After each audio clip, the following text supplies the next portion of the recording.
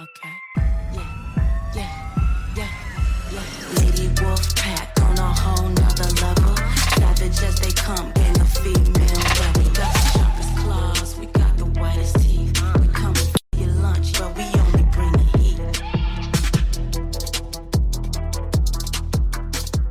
Hey y'all, I'm Cassidy, the favorite daughter, obviously. And I'm Kim, her mom, her match, and the real reason she turned out halfway decent.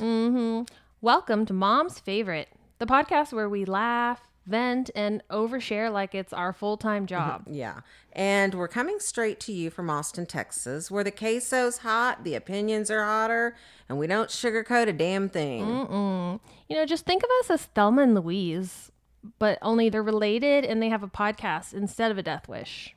So go ahead and pour yourself something strong, maybe a margarita, get a little snack. Because here on Mom's Favorite, we got a lot to unpack.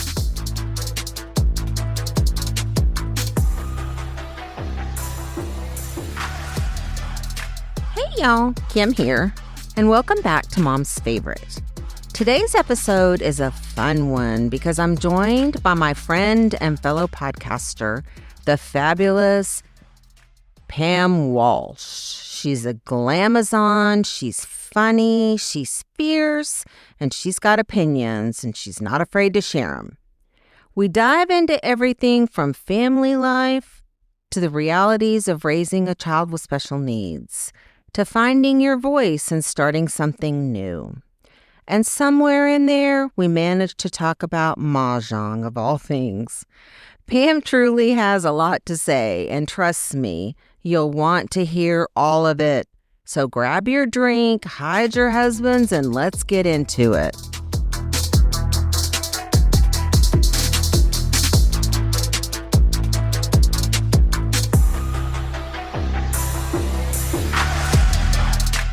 So hi, we're here. I'm so excited to introduce a friend and co-podcaster friend and exciting, energetic energy that's kind of come into my life recently that has really opened my eyes to a lot of new and interesting things that I didn't think I would be interested in, which we're going to get into. I've got a couple of things specifically I want to talk about, but I'm here with Pam Walsh. Pammy Out Loud is her podcast. It is it's also Shelly Media, right? Shelly Media, yes, ma'am. And Pam and I have actually known each other actually, I'm going to go back. I've actually known Pam probably about 15 years or at least. More than that. And she worked at Kiker Elementary my son went to Kiker. And so I knew of her because when you're at Kiker, you're like a family. You kind of know everybody. And absolutely. You were kind of support team, yeah. IT or something. Yes. Yeah. I knew when anything wasn't working. Call it low-tech triage is what I did. It's amazing. I'm sure that's very helpful because I need that quite a bit too. But so, yeah, I kind of had seen you and kind of been around you a few times and kind of spoken with you about something, maybe regarding Jake or something through the years. But I knew who you were, absolutely. And then one day, Shelly said, "Have you ever heard of Pam Walsh?" I'm like, "Yeah, I know who she is. Yeah, she worked, I went into the whole thing." I go, "Yeah, she's definitely a gem. She would definitely be a great podcaster for sure." Thank you. So, yeah, so I think the first thing, let's kind of talk about your background just a teeny bit. I know you've done a ton. You've already talked to Shelly and I've been on hers, so I don't want to go and recreate the whole wheel of everything, but I did a little snooping on your social media, so I kind of knew what to talk about. But so are you from Canada? I actually am from West Texas. I went to high school in Canada though. So okay. When I was about 8th grade, my parents moved up there, so I was there for high school, and it was a wonderful experience and lots of very good friends still up there. Wow. Yeah, I saw that and I was like, wow, that's amazing. I love that. It was a different experience, for a West Texas girl to move to the middle of Canada, Right. in the wintertime. Right. So then did you came back, you've lived a couple of different places. Yes. But you settled in Austin, was that like in 1993? Yeah, so we came back to Austin. So I came down to, like I said, I grew up in West Texas originally, then went to high school. Always wanted to go to the University of Texas. My one of my older sisters came here in the 70s, and the first time I saw the campus, I said, this is where I'm going to go. And of course, those were the days when it was a little easier to get into Texas. So I didn't even apply anywhere else. I wanted to come here. And so when I graduated from high school in 80, I came to Austin and went to UT, and then met my husband after college, was working for a few years. So we lived here until 87. So from 80 to 87, I was here. We left for a few years. We're in Boston and then Indianapolis. And now I got a chance to come back to Austin. So I've been here since 93. That's amazing. And it's funny, you graduated in 1980. I graduated in 1982. All So right. I think I'm about 2 years behind you and everything. There you go. Yeah, same Where same did you go to era. college, Kim? Same era. I went to NAU. I went to college in Arizona. Arizona. Okay. And I went to high school in Arizona, and kind of same thing. Everybody wanted to go, wanted to go to NAU, or mostly wanted to go to Flagstaff. But anyway, yeah.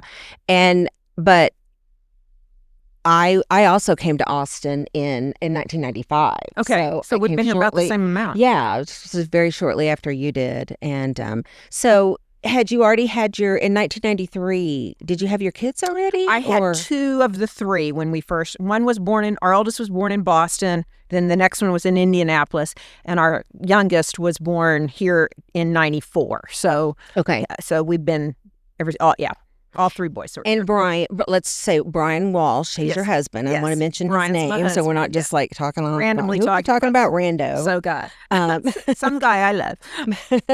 Aw. And you've been married a long time. That's amazing. Yes. I love that. Yeah. I love that. And you have 3 sons. They're grown. You're empty nester. So your boys are, tell me their names. Austin, and he is in Houston with one of our first grandchild, who will be 5 on Halloween, coming right up. We're excited about that. And then our second son, Bobby, lives here in Austin. And then our youngest also lives in Houston, Daniel, and he is just had his first child, our first granddaughter. So, Oh, yeah. Isn't it so fun, Pam? Oh. Isn't being a grandma just like It is best? everything everybody says, and you think you're not going to be that person that pulls out your phone to show pictures, and you are sure that everyone says their babies are cute, but yours really are cute. I mean, Yeah. and it's just it's the best. It is absolutely the best. Oh, it really is. Yeah, and you know you that. you really don't feel like you have a capacity to love a child the way that you love your own children, but you really do. It's like, I love my grandkids as much as I love my own kids. And Yeah. so, Well, and you know what's interesting? We had medical problems with our middle son. And I can remember my mother saying back at the time when we were going through a lot of stuff, she used to say she said, it's so hard being a grandma because you're worried about, not only are you worried about your grandchild if they're going through something, but you're also worried about your own child and the impact of what's going on has on them. And I have really seen that. Our granddaughter spent her first 3 weeks in NICU. She's doing great now, but that I had that just panicky feeling for both my grandchild and my son and daughter-in-law. So it's a different kind of love, that's for sure. oh yeah, it really is. That describes it perfectly. I felt the same way. I actually had the privilege of being at the birth of both of my grandsons. I Oh, mean, wow. when it's your daughter, it's a different Little deal. different kind of deal. than That's true. It'd be kind of, I don't know, but and just to witness and be part of it, and I felt like I was such a part of it. At some point, I was saying, "Well, remember when I had Canon? Well, wait, I didn't have Canon. I was there for his birth. I would like have a Freudian slip. Like, remember when I had Cannon? She'd be like, "Oh, you had him." Oh yeah, I mean, you had him. Remember when you had him? But awesome. that's basically how closely you really identify with them, with those kids, and the grandkids are just such the icing on the cake. I love it so much. So you and Brian, y'all are empty nesters. Is Brian retired? He is not. He keeps Dabbling. me. It keeps getting pushed out. Brian's 66, so it's time for him, in my opinion, to do it. But he is a salesman, and like all good salesmen, there's one more deal we're chasing. There's one more deal. So I'm hoping that he'll do it soon, but I don't know. It's a moving target. I kind of feel like this is specific to my husband, because I know every husband's different, but I feel like when my husband quits working, he's going to die. I mean, honestly, because work is what's kind of been his thing his whole life. And now if he doesn't do it, what's he going to do? And I tell him that, and he says, well, I'm going to play golf. And I'm like, But yeah, okay, so you can only play so much golf. okay. It's like, okay, well, I'm going to go to the mall. Well, how often can you go to the mall? No, we've had that exact conversation, and I've worried about Brian because he is a golfer. My husband's also a big golfer, loves golf.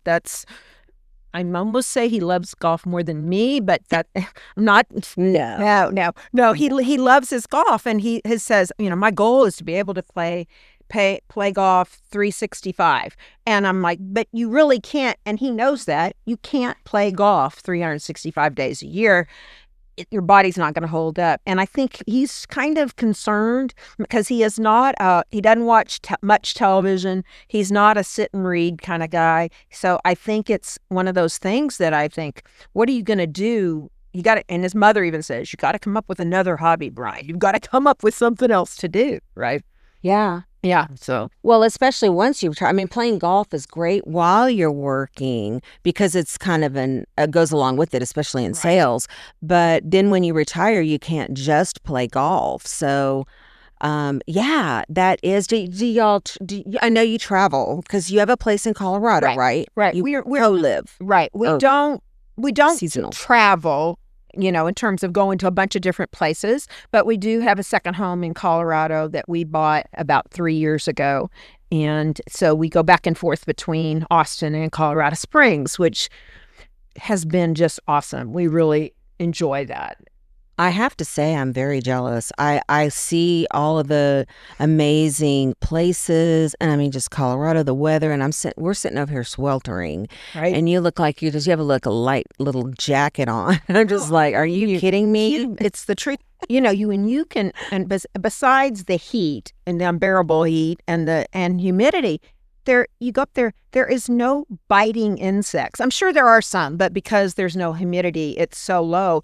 So you can sit outside and eat dinner. Like, we can't go out at 5:30 at night on our porch and not get eaten alive by mosquitoes, here in Austin. So I cannot believe the weather. I sit there and think, this is what it's supposed to be. Yeah, for sure. For sure. We have not been to Colorado. I've been a couple of times. We haven't done a lot of things there, but it is on my list because Egon's cousin and her husband is Monica and Kyle, and they're about our age. I think they're maybe 2 years younger than us, but they live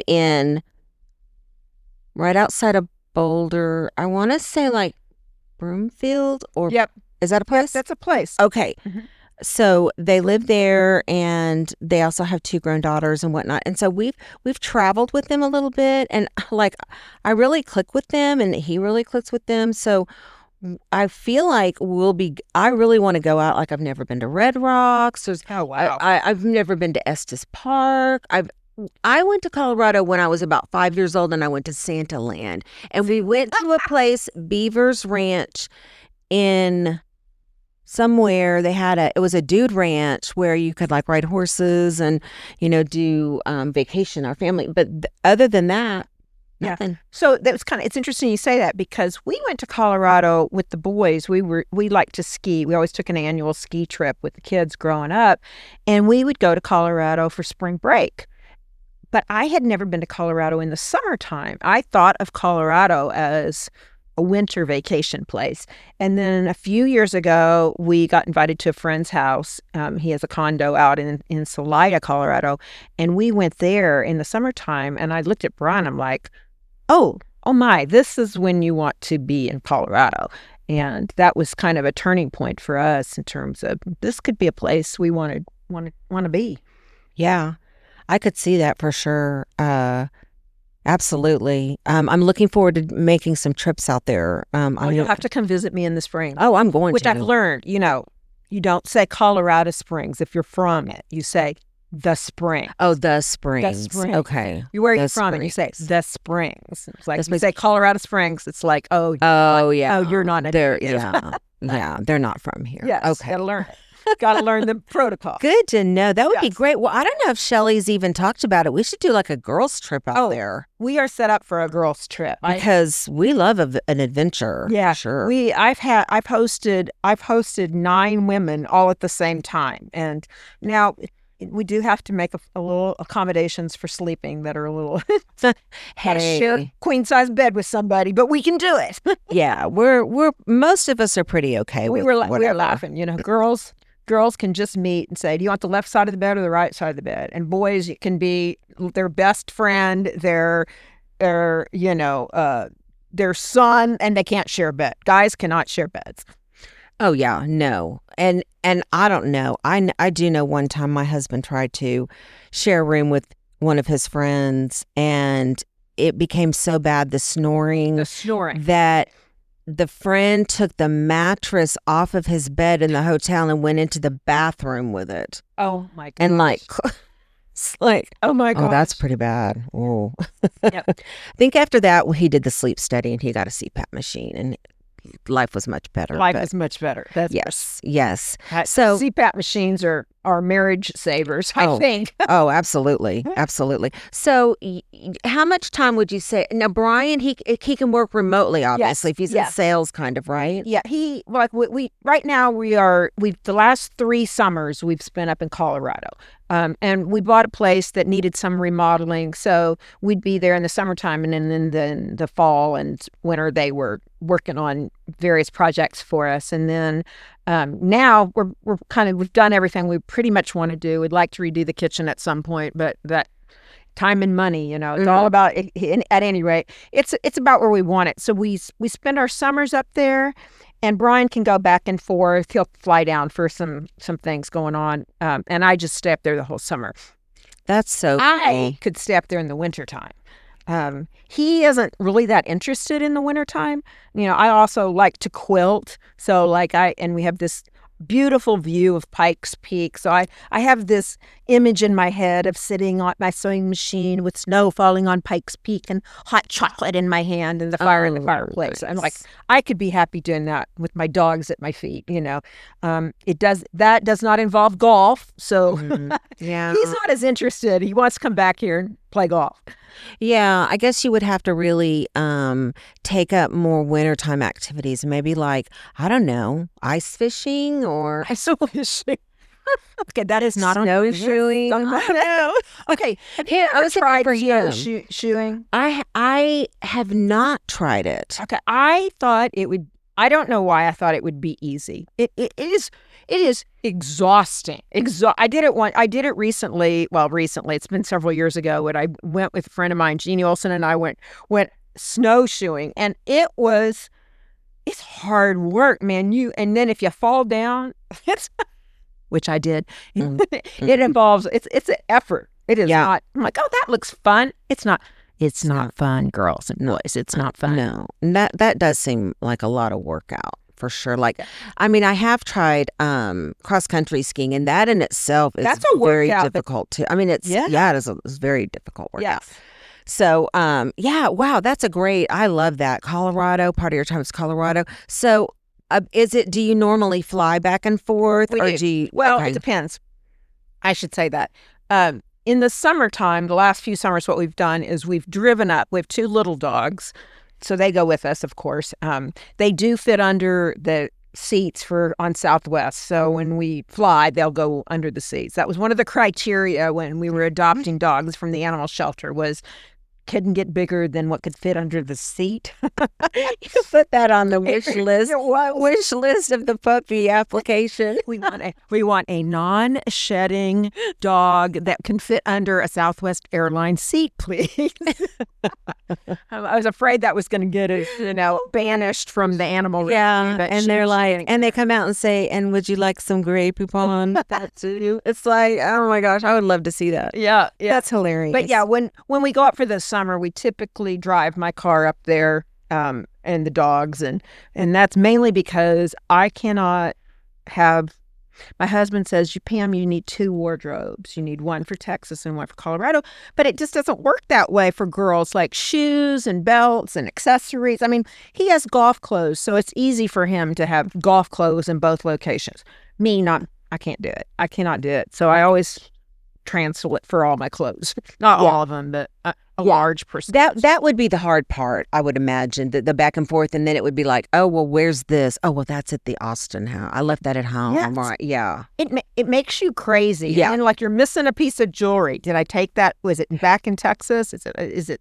Yeah. It Yeah. makes me crazy. Yeah, and I don't know if you're anything like me. I'm sure that from what I hear from some of my other friends getting in the older into their, not older, but into their 60s. Yeah, that's what is you start like really having trouble remembering where you put stuff and where it is, and do I even have this, or did I just think I had it, or did I throw it away?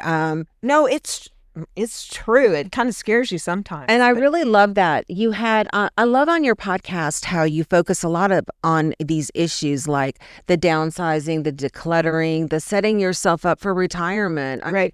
I know it sounds like, for somebody like me who's kind of like really like, yeah, well, we know to do that. You prepare for things. But surprisingly, when I'm listening to that, I'm like, yeah, that's a really great idea. You know what's interesting, Kim, is that I saw a funny Instagram reel, and this is how my brain works, right? And it was a woman about my age sitting in her car, listening to some music with her sunglasses on, and it said, me realizing that girls born in the 90s are 35 years old now. And then it said, ... the same age I am. And I thought, that's like in my head, I feel like I'm about 30. I know. I mean, that sounds silly, but I just know. So when you're sitting there and you start really thinking, okay, we are AARP age. We are, we are considered, I play a lot of mahjong, and we always are talking about places to play mahjong, and one of them is the Senior Citizen Activity Center. And you're like, that's for old people, 55 and older. You know what I mean? I know. I know. It's such a mind shift to start going. We are in, I don't want to say the final chapter, but the final third. I'll go with that. How about the final third of our life? It's time to start thinking about those things. Yeah, I mean, absolutely, it is. That's what I told Egon. I said I'm in the last third, and are you going to be in it with me? The last. We need to evaluate this. I recorded a podcast this morning. My friend Cass Grain, she was on the show once before, and we talked about. We were actually talking about aging in place. How many people want to age in place? Mm-hmm. And today we were talking about how do you gift money to your adult children? That was the topic. Mm-hmm. And these are the things that I'm hearing my friends talk about. So that's where that kind of the genesis of my podcast came from, is what are the things that my friends are talking about, and how can we, do it better? How can we approach it better and be realistic about what's going on and enjoy our lives fully, Yeah. I mean, I did look it up because I was like, surely I'm not a senior citizen. Okay. So I did look it up, and according to AI, I don't think, you're 60? I'm 60. I'll be 64 in February. Okay, so you are not a senior citizen either. It's 65 and over. Okay, so it's considered a common age for senior status. But it's funny though, like I was listening to the news the other day, and there was some story on, and it said, this person had committed a mugging robbery on an elderly woman who was 59 years old, and literally described her elderly at 59. And I thought, wow, elderly is 59. It's like, and my mother, who is 93, she's like, she hates the word elderly. She just, like, I don't know when she's going to think she's an elderly person, but she doesn't yet. Well, good for That's her. such a judgment call. She said, elderly. Why can't they just say the age? Like, where did elderly have to even get put in there? Yeah. Yeah, that I agree with that. And I was thinking about that too. And I mean, it's like already when it's like for me, when I turn 60, it seems like it's like I can't see, I can't hear, I can't remember. I'm almost even can't smell and taste a lot thanks to COVID, I think. But I'm barely able to taste food and smell food. Well, and aren't you finding too? I mean, all of our friends, like you used to sit there and talk about, oh my gosh, they get old, and you start talking about all your aches and pains and surgeries and whatnot. Well, guess what? That's what's happening with my friends. I mean, it's like people are having knee replacements. People are having hip replacements. I know. Because as you get older, you replace your job with doctor's appointments. And, like eye doctor and ear and, every doctor is a different body part. So it takes a lot to go through that list of doctors to keep yourself into prime. The key to getting older is keep yourself in a good prime shape and keep yourself healthy and take care of your inner and your outer body, and hopefully we can be like your mom. What's your mom's name? Barbara. Well, hopefully we can be like Barbara. Yeah. And your dad? My dad, yes, both my parents, they both just celebrated their 93rd birthdays. God. And they'll celebrate their 73rd wedding anniversary on Valentine's Day. They've been together. They've known each other since kindergarten. That's so sweet. I love that. They live in their own house. They are not in independent living yet. I will say thanks a lot to one of my sisters who lives close by, and she checks in on them every day and does a lot of stuff for them. But wow, to be in your 90s and be able to live in your home, and that's amazing. And my mother-in-law's the same way. She's 91. And she lives, not only does she live in her own place, she goes back and forth. She has a condo in Florida, and she flies back and forth to Florida every winter.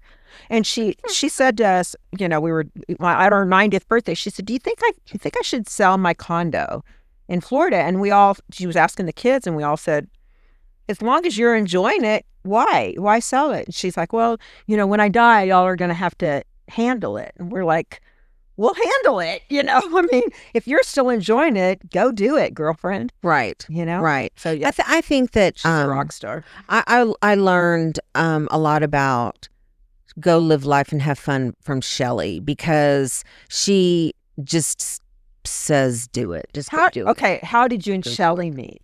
So we both have boys on the autism spectrum, and our boys were going to ESY, extended school year, through AISD, and they were at, I can't remember, Sanchez Elementary, maybe, wasn't our home school. So they were in maybe first grade.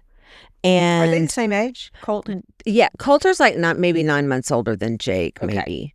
So they're both, I think Coulter's just turned 26 and Jake is 25. But anyway, they had gotten into a fight. The two boys? Yes, at school, and then the teacher had reached out to Shelly and said, and then reached out to me and said, and so we went up, I guess, and so we went up. We were at the school, and we're like, okay, well, and I mean, Shelly tells the story where Jake beat up Coulter, but I'm not sure. I don't know if that really happened quite like that. But I mean, it's highly possible he really is. He probably did, but I don't really recall Jake really being the aggressor. She says Coulter came home all beat up and Jake didn't have a mark on him, but I don't know if I believe that. That's Shelly's retelling the story.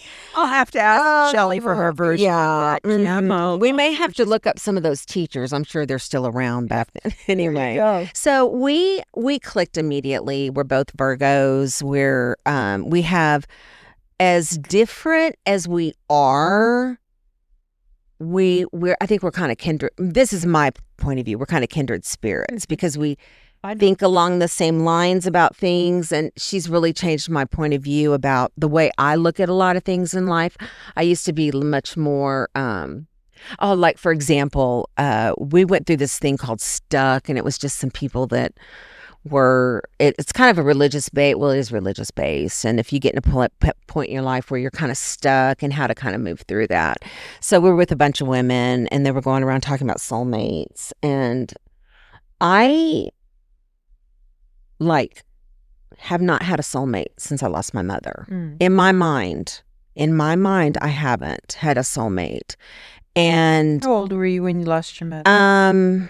Let's see. I was late 40s. Okay. But since then, I have just never felt that there was anyone that was my soulmate. And I don't know why. I don't know why that is. Well, anyway, Shelly proceeds to let me know that I could be my own soulmate. And I don't know what it was about that. Because when it came around to her, when we were sharing who's your soulmate, most of them were like their husbands, rightly so, a lot of, But your husband does not have to be your soulmate. Doesn't mean I don't love my husband. Right. No, I would not say my husband is my soulmate. I've had a couple of girlfriends that I would say, just, yeah. You don't even have to speak. You get it, that you understand. They don't have to explain it. Yes. They know. Yes. Right? Agreed.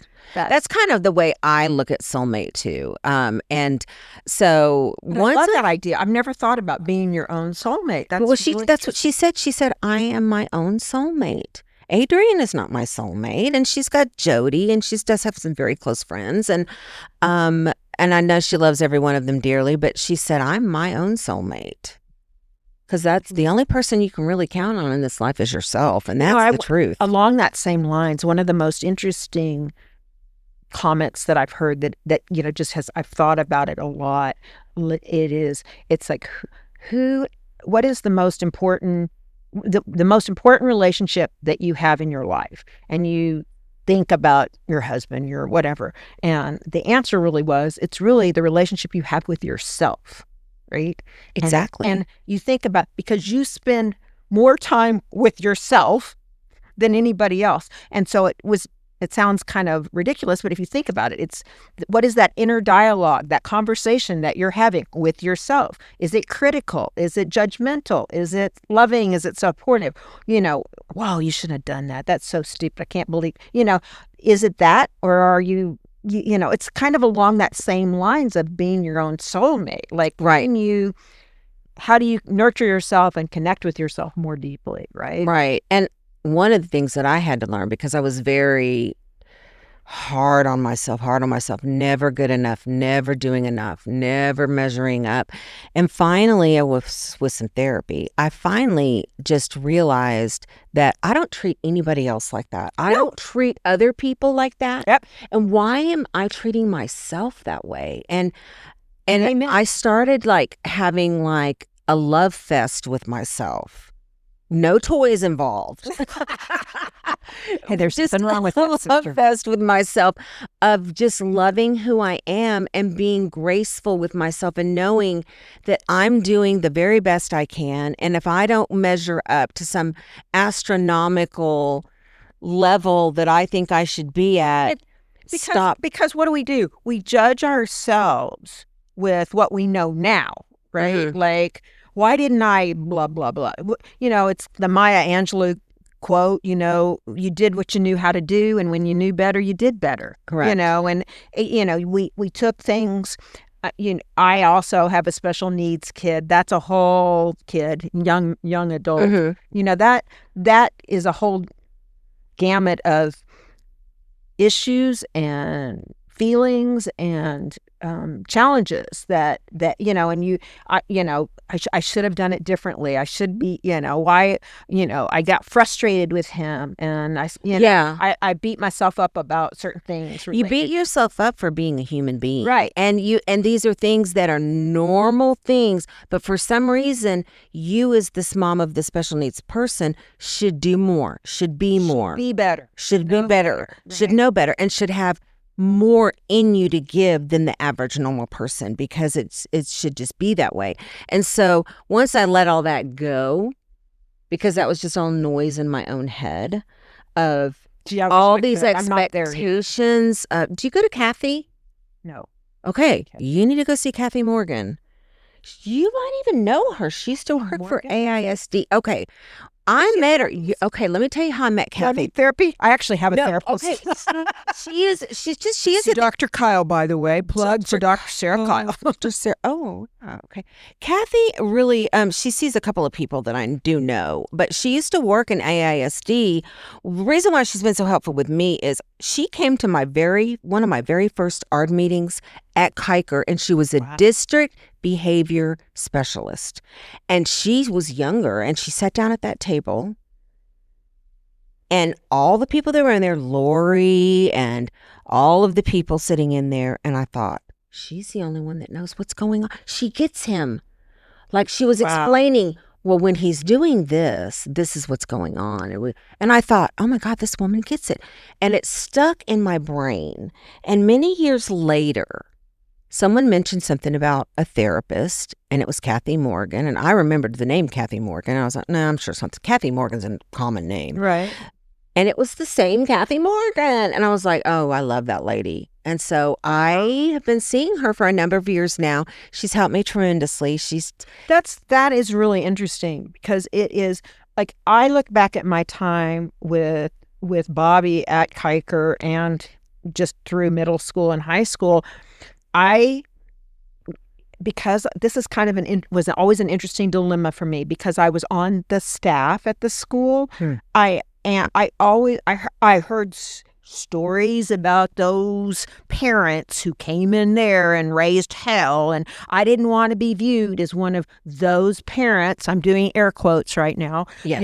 And so I bent over backwards to be accommodating to whatever they said we should or shouldn't do. Mm-hmm. And in many ways, I feel like I did Bobby a disservice. I didn't advocate for him strongly enough. I kind of just, okay, whatever, y'all. I mean, and of course, we did. You did what you knew how to do, and I did what I thought was right at the time. And, we didn't have a clear diagnosis for him and back for a long then, time. Yeah, I mean, we're talking 30 years ago, right? Wow. I look at people now getting diagnosed with things, and I'm like, wow, it's so simple now. I mean, not simple, but it's easier once to get we were. We didn't. We had to go years and years without even a diagnosis of anything. That's exactly. See, we didn't get him diagnosed until he was starting middle school with his issues. And it was, and yeah, it's just, but sometimes in my therapist says, Dr. Sarah Kyle, again, plug Dr. Sarah Kyle. She also has her own podcast. That's, Dr. Kyle on Shelly Media with Rachel Howe. Oh, I have listened to her. That's what I was thinking. It's okay, such a I've heard the name. Okay, it's, yes. Why isn't my blanking out? AF. Dating AF. Yes. Dating AF. I actually met her. Yes. She's awesome. I've met her. She's awesome. Okay. Yes, she and Rachel do a podcast about women dating women. That's what theirs is on. But you should really listen to it, whatever your orientation is, because it's really relationship issues. Right. What they talk a lot about. But one of the things she said to me in therapy and to Brian, she said, look, you guys need to look at this as like being at a train station, right? And Bobby's on one set of tracks and he's plodding along, and Pam's on one side of tracks and Brian's on one side of tracks. And you're trying to catch up to each other. And you know what?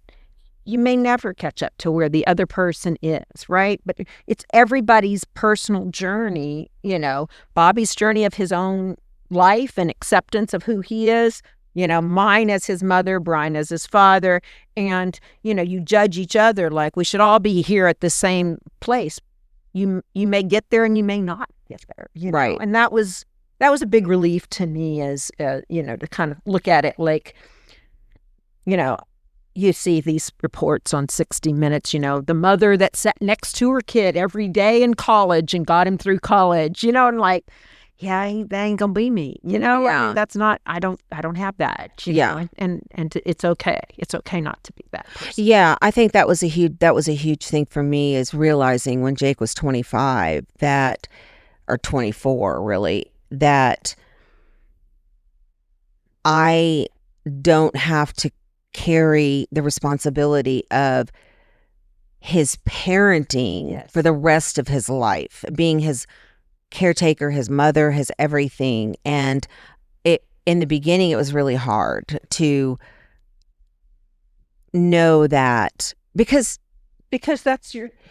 he's still, in his brain, he's still a little kid. His body may look 25, but his brain is not 25, and so that's what makes it, tricky. But and how do you protect him, and how do you provide for him? And, all of those things come as part, it's not quite this, you always worry about that with all of your kids, but when you have a special needs kid, it takes on a whole different... Oh, it does. It takes on a whole different level. Who will love my kid? Will somebody love them? Will they have friends? Will they have a happy life? What's going to happen when I'm not here anymore? I had this exact conversation with one of my dear friends last night, and I feel like, because, and I love her, and I know she gets a lot of it, but sometimes I feel like my friends that don't have special needs kids, they just don't, they empathize, they sympathize with it, I guess, but they really don't get it. And I just finally said, look,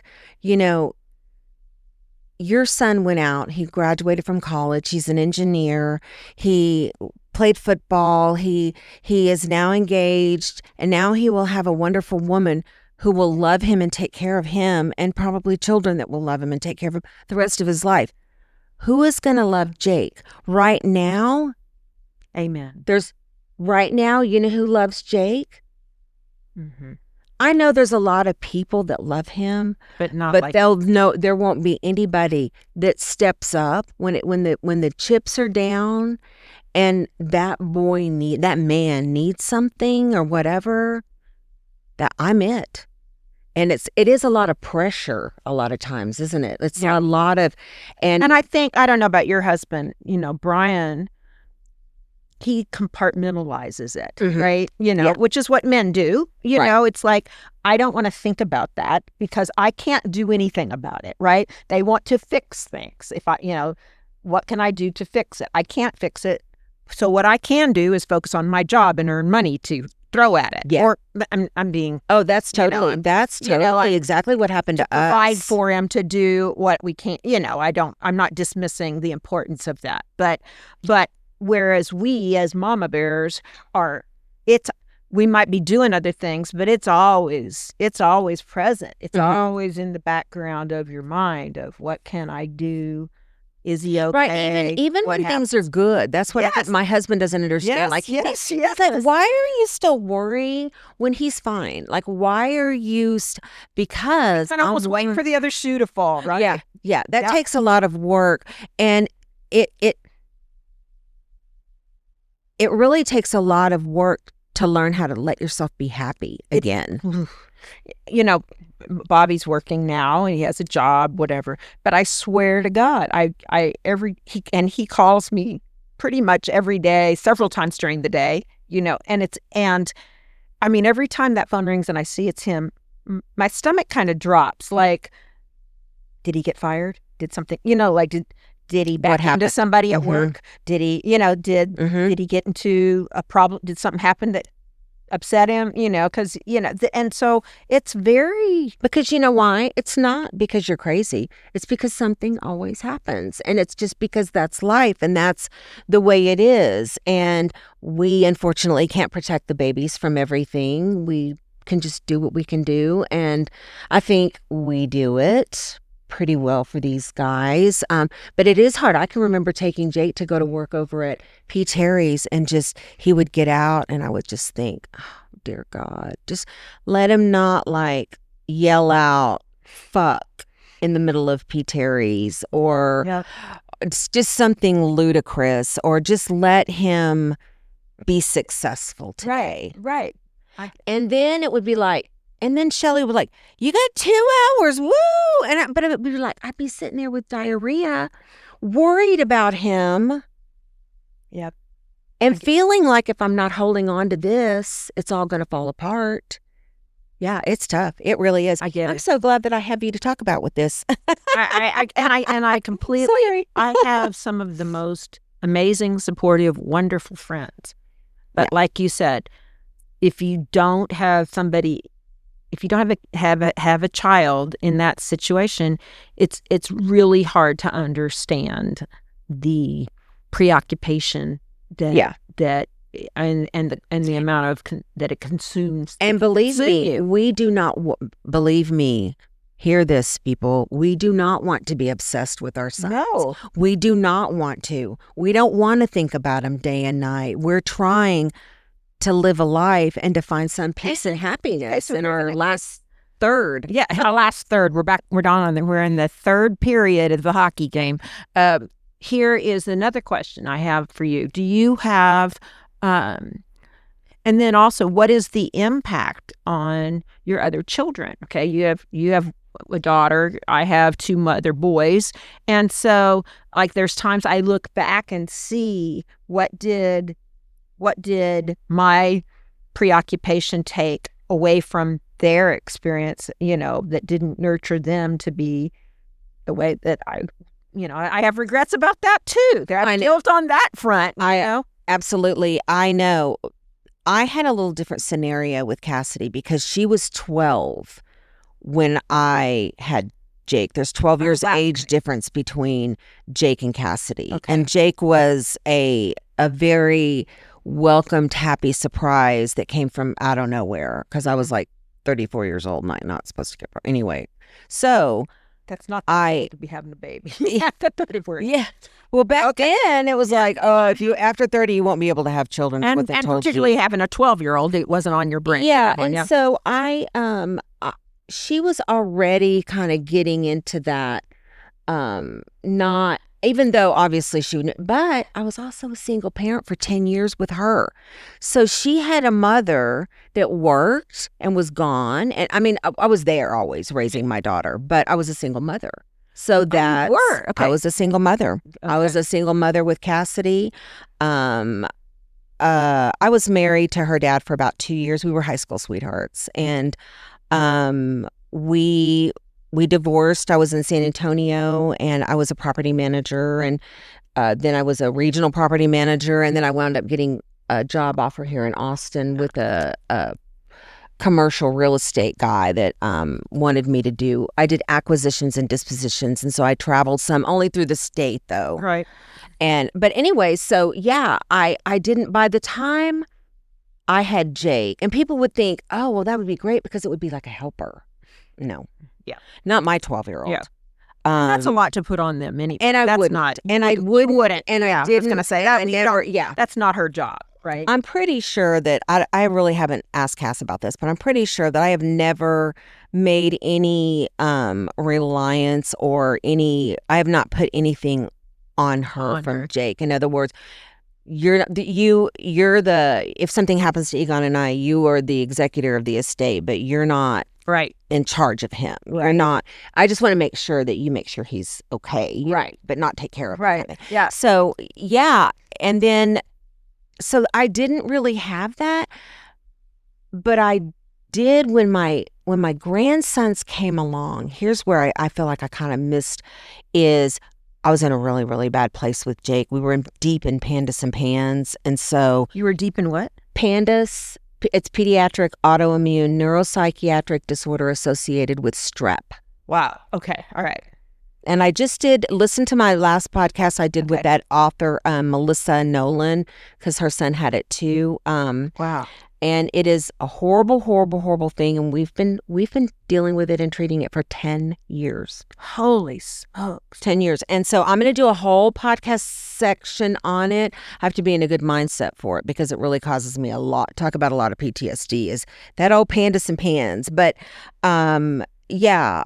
Wow. I mean, once So you were starting to say, go back, rewind. You were talking about you felt like it might have affected your grandchildren. yes, right? because I just really, there were periods of time where I could only focus on Jake. I couldn't leave him. He had such bad PTSD. He couldn't go to school. He was on homebound. And even homebound he couldn't do.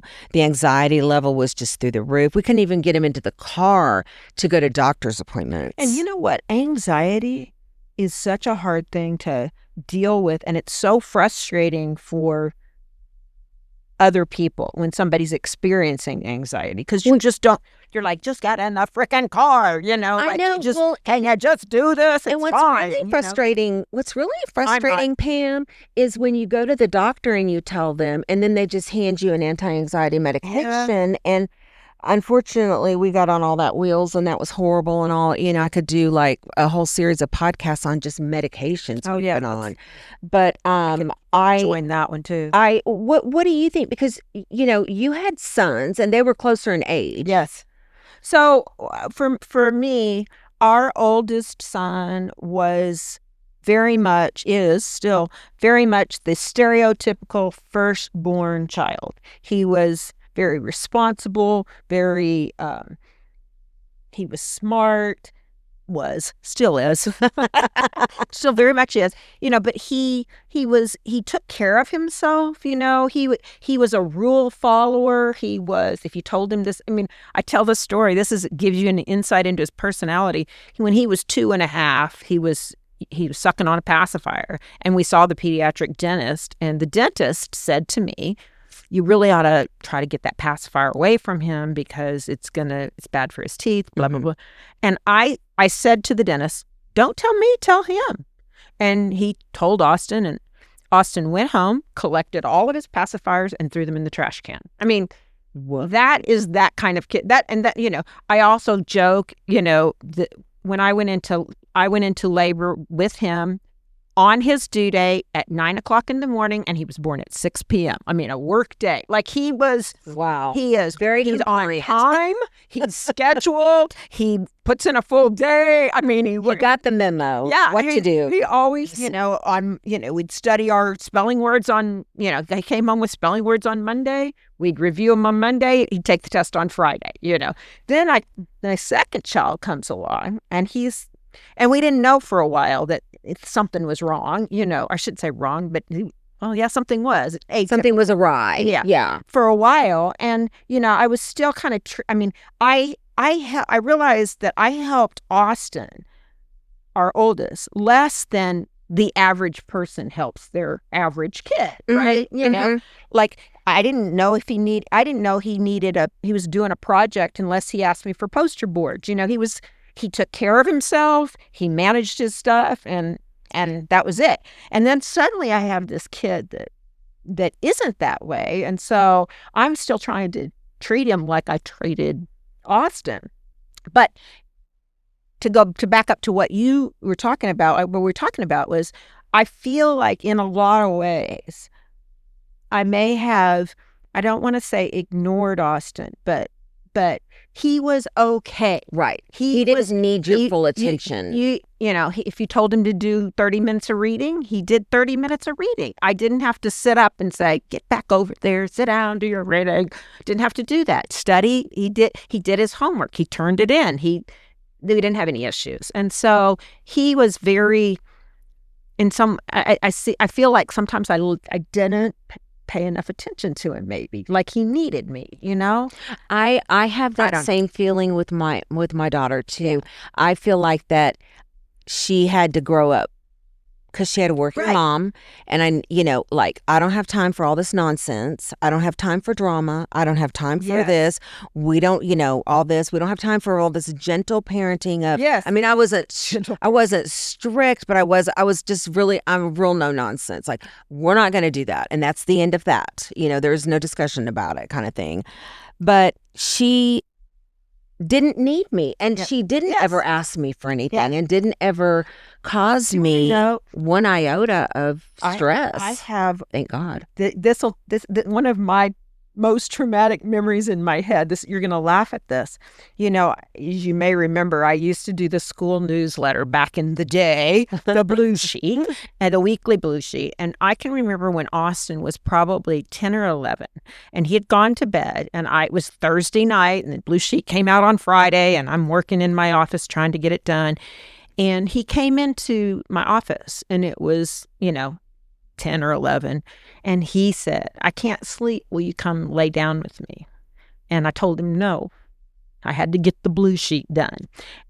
And it still makes me cry because I think about, and he went back to bed, Listen, I don't know why it chokes me up, but I just feel like that wasn't like, how many times does your 11-year-old say, "Please come lay down with me," right?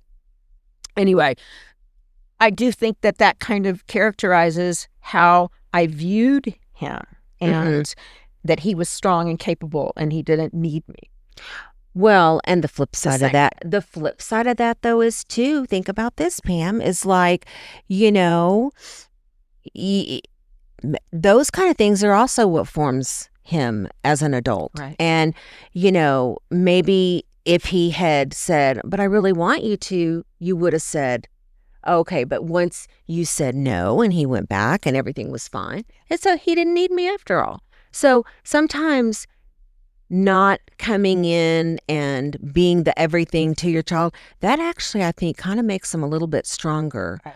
I really do. I know that I'm the same way. I want to make my kids' life so much easier and do everything for them and be everything for them.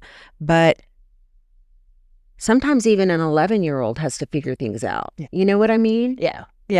It's interesting as I look back at it now, right? And again, And that it still affects you, and that you're still thinking about it. Not that you're sitting around dwelling on it, but you know what I mean? Too. That Like, you it's did one that. of those things I think about, like, I'd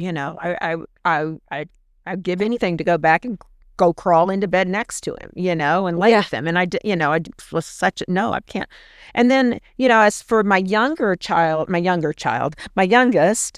Daniel, I've sometimes felt with him that he knew he was younger, but he felt responsible for his brother, Mm-hmm. and they were closer in school age than the other two. So I think he felt like he needed to take care of Bobby.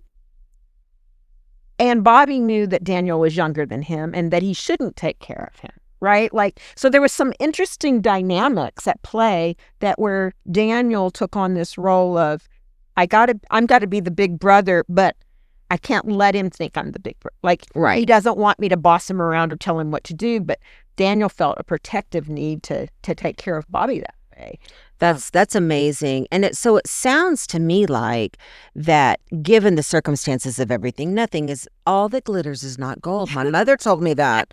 And so I know that there was hard things, but it sounds to me like the boys were somewhat accepting of the fact that they had a brother that needed help. Mm-hmm. And not because I know how some kids can be. Even my own two grandsons, love them as much as I do. They vie for attention, and they're very competitive, and they're very, well, he got more, he got bigger, he got this. And I'm just like really weirded out by that. As a mom, I can't imagine, because I didn't experience kids close in age, so I don't know that dynamic of vying for, and I can imagine having a kid that needs more attention could be viewed as like, they're not there for me enough, or I'm not getting your attention, Right. or you don't see me. You're right. And maybe, like, Of course, they are boys.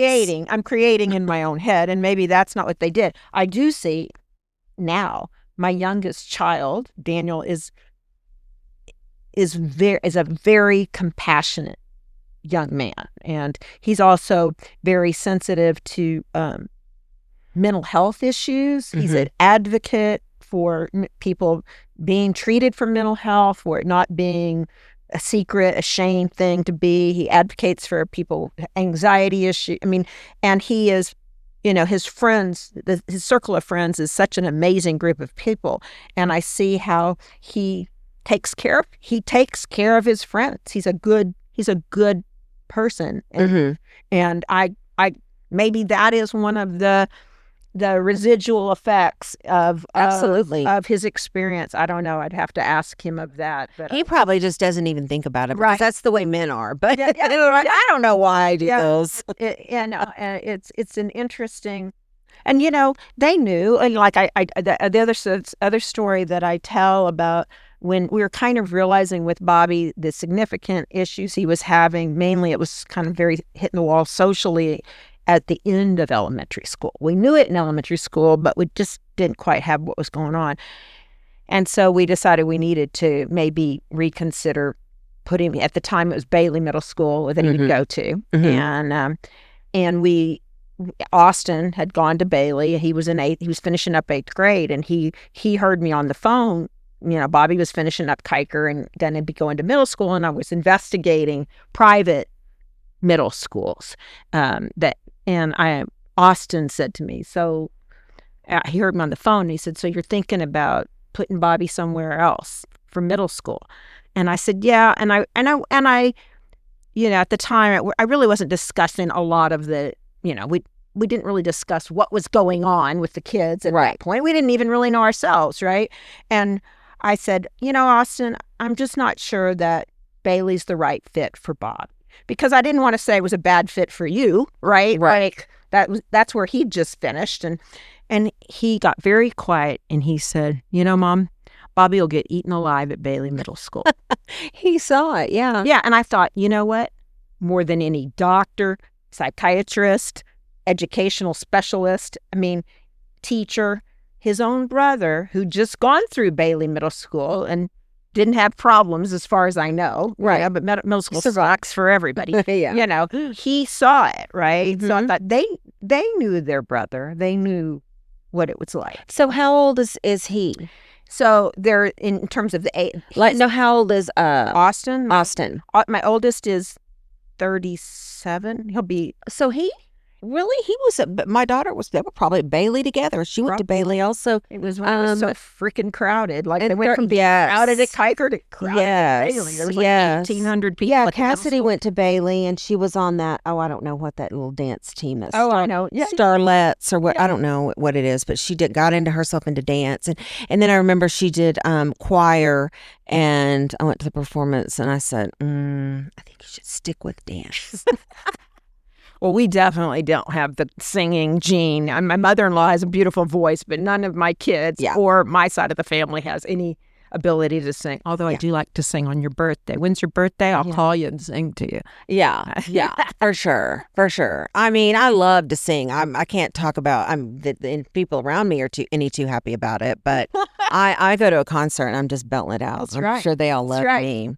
But okay, well, I'm trying to figure out, is there anything else that we want to chit chat about? This was so much fun. So much fun. This was so fun. I feel like we could talk about a whole bunch of other things. I know, but because we didn't even get to talk about mahjong. I know mahjong is my thing. I am going to be doing a couple episodes on mahjong on my podcast. I'm going to be interviewing a woman who is kind of a rule expert, which sounds really weird, but in the mahjong world, there's always controversies about the rules and whatever. And so we're going to be having some fun talking about that. And I have a friend who is a mahjong tile collector. He has beautiful sets and over 300 of them. I don't know diddly squat about it, but I'm thinking, should I learn? Girl, you should definitely. I love learn. games. I will teach anybody. I love games. I'm a good teacher. We started the only thing I started Austin, Texas mahjong Facebook group. I started it in March.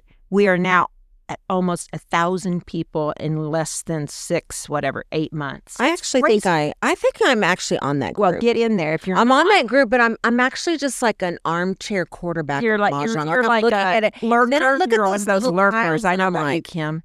Well, those little things, is that like Japanese? Yeah. What are those? They're Chinese. Chinese. Yeah. Okay. But what's interesting is, I know pink is obviously your color. Y'all should see her adorable studio that they have. I'm sitting in her home studio, and it's so stinking cute with all the pink. there's some beautiful pink tiles that would just look fabulous in this room. Okay, well, I think I want to learn. So if I want to learn, what do I need to do? Do I need to go buy me some mahjong tiles? Don't buy anything. Call me. Okay. Because if one set is good, then 7 must be better. I have several sets and cards, and I have everything you need. So until you decide that you want to, should I do like a buddy, like me and a friend? My idea. People. Maybe I love Liz teaching to do it. 4 people at the same time. Okay, that's my ideal number is to have, because you always play mahjong. Well, the ideal number is 4 people. So it almost works better to teach 4 at a time than to try to do 1, because then you can simulate a real game and whatever. Right. So right. Okay. Well, call me, sister. I'm gonna definitely get 3 friends and play some mahjong for sure. It is. It's kind of they're saying it's kind of the bunko of the of whatever the 2020s. Like we were bunko of the 90s is now mahjong. Well, today. anything good for your brain and anything where I can kind of socialize or be around people, I'm in, because I'm there. And it sounds like that was what I used to say. That was when people started talking about mahjong. When I first heard about it, people would say, "Oh, it's really good for your brain, but it's hard to learn." And I'm like. And then I started thinking, they don't think I'm smart enough to learn this mahjong? And so it was my goal for 2024 to learn to play. And my sister and I did it. And I am obsessed with it. I just think I play in tournaments. I play casually. I'll teach anybody who wants to learn. It's a lot of fun. That's so fun. Okay. Well, I'm gonna sign up for that class. Okay. I'm gonna find me 3 friends. 3 friends, or I'll find you 3 friends too to play. Maybe I can even get Cass to do it. Maybe Cass and I can do it, and then we can talk about it on our podcast. Oh, there you go. We should get Shelly and Jody. I don't know if we get Shelly and Jody to do it. Well, I thought Shelly was playing. I don't know. She talked about it. Yeah. Maybe they've learned, but I need to. I call it my cult. I need to draw them into the cult. I know. The cult. I know. Well, I would love to do it, and Yeah. I have a little bit of time, so yeah. All right. Well, I've sure enjoyed this. Thank you so much. And if we want to maybe do this again sometime, let me know. I would love to chit chat. I love it. The time goes by so fast. Thank you so much. Well, it's so much fun to see this and to visit with other podcasters, doing this thing. I'm hoping we'll get to do more. We'll do some more stuff. I'm sure we got some little. Shelly likes to put together little activities. Yes. So hopefully we'll get to. She's an organizer. She's an organizer. All right. Thank you.